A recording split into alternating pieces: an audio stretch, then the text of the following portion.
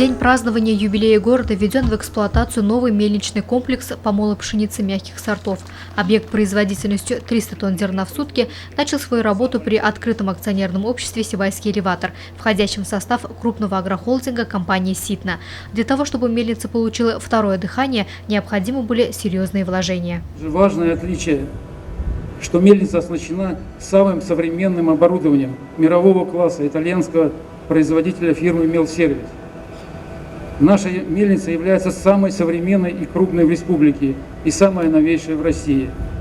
На реализацию этого проекта было затрачено, как я уже говорил, 3 года и 500 миллионов рублей. К тому же удалось сохранить имеющиеся рабочие места в количестве 60 человек. В торжестве по случаю официального открытия мельничного комплекса принял участие министр сельского хозяйства Николай Коваленко. Бренд сибайской муки, он известен не только в республике, но далеко за ее пределами. Мука Зауралья, она ценная, она самая востребованная, но она для нас самая дорогая. Это ведь не просто производство, не просто рабочие места для города. Это, по сути, локомотив для сельского хозяйства 5 районов нашей республики, ну и даже Придуралье в целом, еще плюс 10 районов. Современный мельничный комплекс полностью готов принять сырье для переработки. Первая продукция мука получена в мае этого года. За 3 месяца работы в тестовом режиме здесь произведено более 11 тысяч тонн муки, 2500 тонн отрубей. Внедрение новых технологий, полная автоматизация исключили человеческий фактор в производстве муки. Как отметил во время своего рабочего визита глава региона Рустем Хамитов, с вводом новой мельницы у аграриев Зауралья появился стимул для увеличения объемов посева зерна.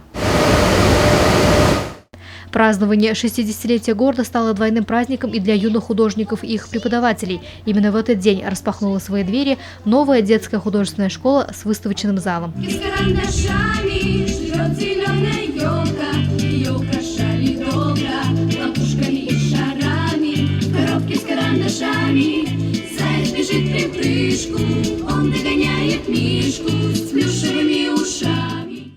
Просторные светлые кабинеты, оснащенные новейшим оборудованием, выставочный зал, лифт, предназначенный для маломобильных граждан.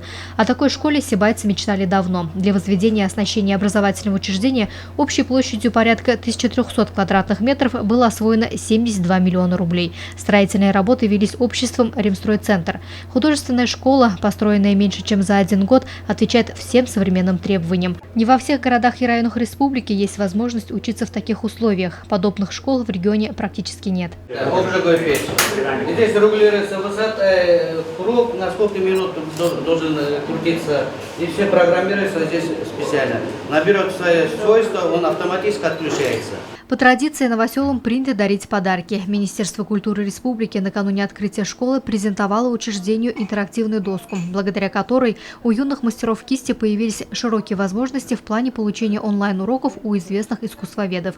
В день посещения гостями новоиспеченной школы научный сотрудник Музея боевой славы Ильдар Шаяхметов давал урок, провел онлайн-экскурсию по Республиканскому музею. Современное оснащение дает ребятам возможности познать мир искусства более детально и шире. В свою очередь, воспитанники художественной школы продемонстрировали работы, выполненные из разных материалов. Подарком к юбилею города стало и открытие новой мечети в поселке Аркаим. В этот день для его жителей впервые прозвучали звуки азана, призывы к молитве, которого здесь ждали давно. На протяжении 10 месяцев меценаты, строители и неравнодушные горожане прилагали все усилия для того, чтобы в поселке появилась своя мечеть. Очень нуждались. Мы даже рады, что в такой прям короткий период построили. Довольны, с удовольствием сегодня как на праздник пришли. В прошлом году, 16 мая, мы ложили первый камень сюда. И написали здесь, что здесь будет строиться мечеть. И собрались все жители Аркаима, и я сказала: друзья, мои хорошие аркаимцы, через год у нас будет мечеть. Вот она, моя мечта сбылась. Мечеть открылась. И какая красивая мечеть. Мечты сбываются. Мечты сбываются благодаря неравнодушным благодетелям. Мечеть строилась всеобщими усилиями. Кто-то помог в закладке фундамента, другие помогли обустроить. Основным же инвестором является житель нашего города Руслан Ермухаметов. Мечеть построили, но самое главное, чтобы она функционировала. Вот будет Амир Хазрат, Юлай Хазрат, я думаю, заниматься, работать. ислама, религии мира, любви, добра, нравственности, чтобы у нас в Сибае, в Заурале, в Башкирии, в стране, во всем мире был мир.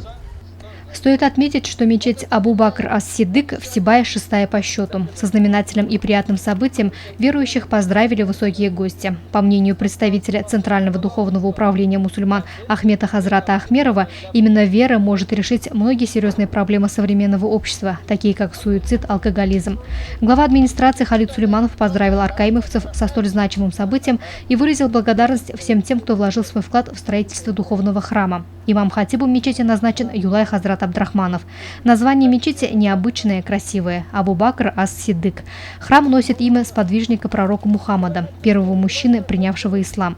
В ходе маршрута посещения объектов председатель Духовного управления мусульман муфтий Нурмухаммед Хазрат Нигматуллин дал свое благословение и пожелал, чтобы новое святилище всегда было наполнено прихожанами. Председатель исполкома Всемирного Курултая Башкир Румиль Азнабаев подчеркнул, насколько сегодня важно уделять особое внимание религии. Нравственное воспитание молодежи на основе традиционных религий – вот на что должно быть нацелено внимание как государства, так и самого общества. Осмотрев новую мечеть Абу-Бакр ас-Сиддык, участники делового маршрута оценили ее по достоинству. Алтынай – так назывался следующий пункт маршрута высоких гостей. В торжественной обстановке состоялось официальное открытие детского сада, который жители поселка Золото ждали с особым нетерпением.